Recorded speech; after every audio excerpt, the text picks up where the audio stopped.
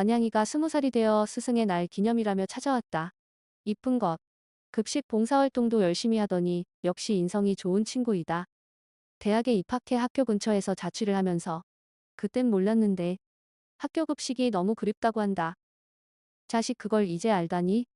외식, 편의점 음식이 지겨워 직접 만들어 먹어보고 싶다며 마트에서 장 보는 것에 대해 도움을 요청했다. 챕터 4. 임관양 학생의 자취 상담.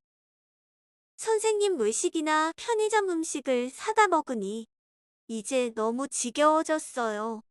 비싸기도 하고 음식 포장지 쓰레기도 너무 많이 나와요. 제가 직접 만들어 먹고 싶은데 어떻게 구매해야 할지 모르겠어요. 마트에서 장 보는 방법 좀 알려주세요. 관양이는 주로 어디에서 식품을 구매하니?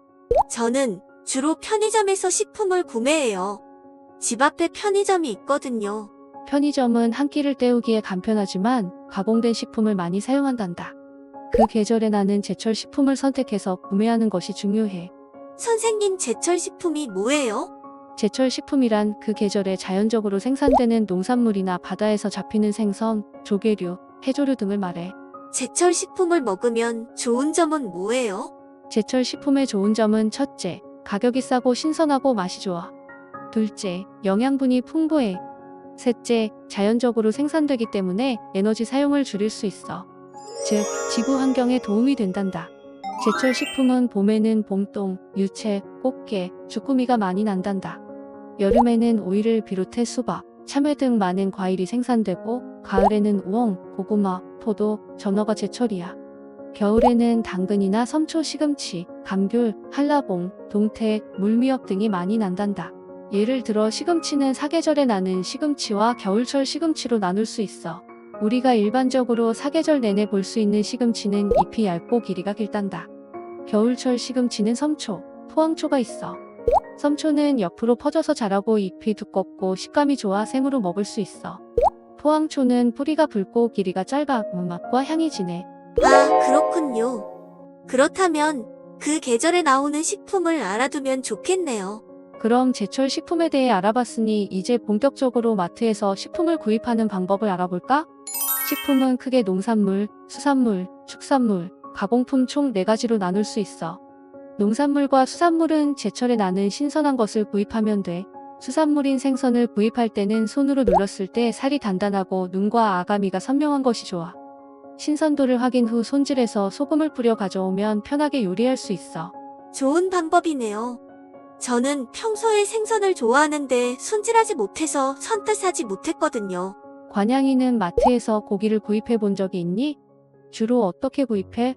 저는 시식 코너에 있는 고기를 주로 구입했던 것 같아요. 먹어보면 맛있어서 사고 싶어지더라고요. 마트는 시식 코너에서 맛을 보고 식품을 살 수 있어 편리하지. 고기를 구입할 때는 내가 만들어 먹을 요리의 용도에 맞게 부위를 선택하는 것이 중요해. 고기 부위별로 조리 방법이 다르다니 신기해요. 소와 돼지는 그림과 같이 부위가 나누어져 있어. 볶기는 앞다리, 설도, 가슴살, 안심, 채끝, 삼겹살 부위를 사용해. 볶기는 앞다리, 뒷다리, 우둔, 가슴살, 안심을 사용해. 끓이기는 앞다리, 사태, 양지를 사용해야 국물이 잘 우러나고 고기가 부드러워. 그럼 내가 만들어 먹을 요리를 먼저 정하고 부위를 선택해서 구입을 하는 것이 좋겠네요. 혹시 마트에 진열된 달걀을 자세히 본 적이 있니? 달걀에 뭔가 숫자가 있었던 것 같아요. 그게 뭔지는 잘 몰라요. 달걀 표면에 문신이 새겨져 있는데 이것을 난각 번호라고 해. 난각 번호가 뭐예요? 달걀 난각 번호란 산란일자, 생산농장, 닭의 사육 방식을 소비자들이 알 수 있도록 10자리 코드를 달걀 껍데기에 표시한 거야. 앞에 4자리는 산란일자이고 중간에 5자리는 생산자 보유번호야. 가축사육 허가 등록증에 기재된 보유번호를 나타내지. 마지막 숫자 1자리는 닭이 자란 환경을 뜻해. 1에서 4까지 표시한단다. 좀 생소하지? 자, 그럼 닭의 사육 환경 번호에 대해 알아볼까? 여기서 얘기하는 닭은 산란개야. 산란개는 고기로 사용하는 닭이 아닌 알을 낳는 닭을 말해. 숫자 1은 방사로 자유롭게 풀어서 키우는 것이고 숫자 2는 평사로 축사 바닥에서 키우는 거야. 숫자 3은 개선된 케이지에서 키우는 것인데 좀 더 넓은 케이지라 생각하면 돼. 마지막으로 숫자 4는 기존 케이지로 좁은 닭장에서 키우는 것이란다. 닭이 자라는 환경이 이렇게 다른지 몰랐어요. 관양이는 편의점에서 주로 어떤 식품을 구입해봤니? 저는 컵라면, 삼각김밥, 핫바 등 간편하게 먹을 수 있는 것들을 구입해요. 가공식품들을 주로 구입하는구나. 가공식품을 구입할 때 꼭 식품 표시 사항을 확인해야 해. 선생님, 그럼 식품 표시는 주로 어떤 것들을 확인해야 할까요? 식품 표시를 확인할 수 있는 몇 가지를 알려줄게. 유통기한은 소비자에게 판매가 허용되는 기한이고, 소비기한은 보관 방법을 지켰을 때 안전하게 섭취할 수 있는 기한이야. 실온, 냉장, 냉동 등 보관 방법도 표시되어 있어. 원산지 정보는 농수산물 원료의 원산지가 국산인 경우 국산 또는 국내산으로 표기할 수 있단다. 식품 포장지에서 식품 표시 사항들을 확인할 수 있어. 소비기한, 원산지, 보관 방법 등이 표시된 것이 보이니? 제품마다 표시하는 위치가 조금씩 다르니 잘 살펴봐야 한단다. 모든 식품을 구입할 때는 과대 포장되어 있거나 일회용으로 포장되어 있는 식품은 피하는 게 좋아. 그 이유는 관양이도 잘 알고 있겠지? 포장하지 않은 농수축산 식품을 많이 판매하는 재래시장을 이용하는 것도 좋은 방법이야. 네, 선생님. 환경을 생각하는 마음으로 쓰레기 배출량을 줄이자는 말씀이시죠? 선생님 말씀대로 집 앞에 있는 재래시장을 방문해 봐야겠어요. 역시 관양이는 환경을 사랑하는 마음도 예쁘구나. 선생님 덕분에 식품을 구입하는 방법을 잘 알게 되었어요. 이제부터 자취방에서 건강하게 음식을 만들어 먹어야겠어요. 히히. 그래, 앞으로는 편의점에서 간편식을 먹는 횟수를 줄이고 마트나 재래시장에서 재료를 구매해서 직접 만들어 먹어보렴.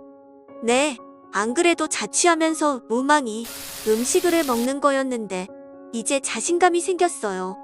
식품은 구입뿐 아니라 남은 것을 처리하는 것도 매우 중요해.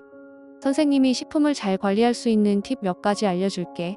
첫째, 먹을 만큼만 준비해서 남기지 않기. 둘째, 냉장고 잘 정리하기. 채소류는 물기 제거 후 키친타월로 감싼 후 밀폐하여 보관하는 것이 좋아. 이때 꼭지, 뿌리를 제거하지 않는 것이 더 오래 보관할 수 있어.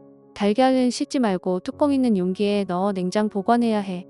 달걀 표면에는 세균이 있을 수 있어 반드시 뚜껑이 있는 용기에 보관해야 하는 건 명심해. 셋째, 음식물 쓰레기 구분해서 버리기. 음식물 쓰레기와 일반 쓰레기를 구분하여 버리는 것이 중요해. 음식물은 일반적으로 먹고 남은 부드러운 음식을 말해. 이때 뼈, 조개 껍질, 딱딱한 씨앗 등은 음식물 쓰레기가 아닌 일반 쓰레기로 버려야 해. 우리 관양이 이제 자취하면서 건강하고 맛있는 음식을 만들어 먹을 수 있겠지? 네, 선생님.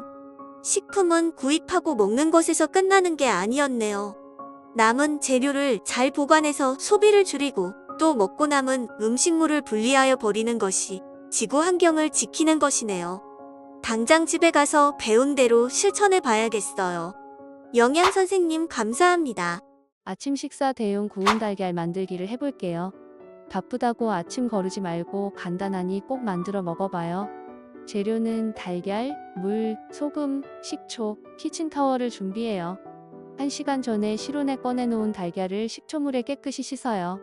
밥솥에 키친타월을 깔고 달걀을 가지런히 놓아요. 소금물을 넣고 취사 버튼을 눌러요. 이렇게 2번 반복해요.